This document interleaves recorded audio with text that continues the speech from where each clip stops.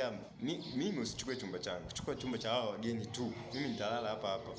Basi bana, process zikawa zimefanyika, siku kwa umepita, wakalala.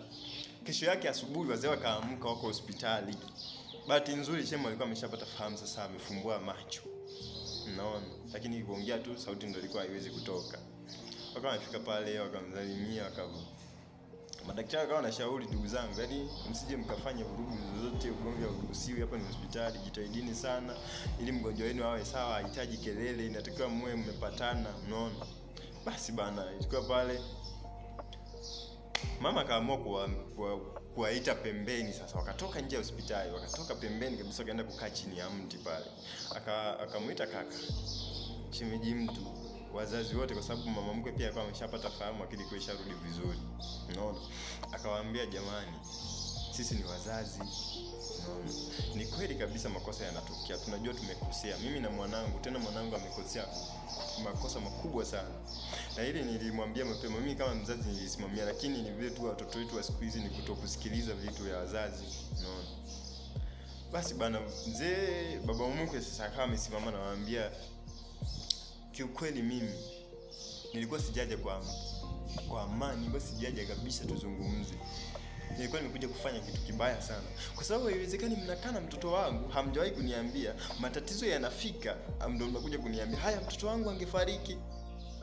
Mngeniambia nini mtoto wangu angefariki? Mnaweza kumzanya?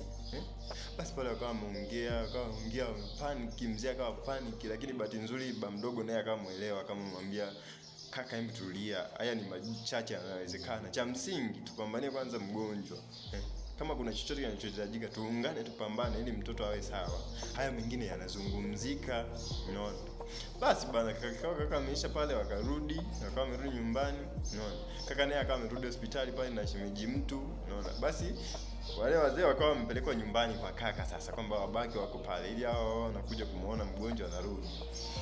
Basi siku kadhaa zilipita, kama siku 2, shemeji akawa akapata nguvu. Yaani ilikuwa ni maumivu tu, alikuwa amepoteza fahamu. Kwa hiyo akawa anaweza kusimama, alikuwa hajavunjika popote, lakini ni damu tu zinamtoka, unaona.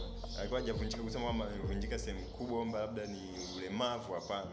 Kwa hiyo akawa amepata nguvu ya kuongea kidogo, akawa anatembea anafanya mazoezi, unaona. Siku zilipofika bana, akaruhusiwa kwenda nyumbani. Aliruhusiwa kwenda nyumbani, amewakuta wazazi wake wako pale. Amemkuta mama yuko pale, amemkuta mume wake yuko pale, mdogo wake pia yuko pale, unaona. Mdogo wangu mimi wa kike pia yuko pale, unaona bwana. Basi mimi pia mama wakawa amenipigia simu, mimi nikatoka pale nyumbani nikaenda pale.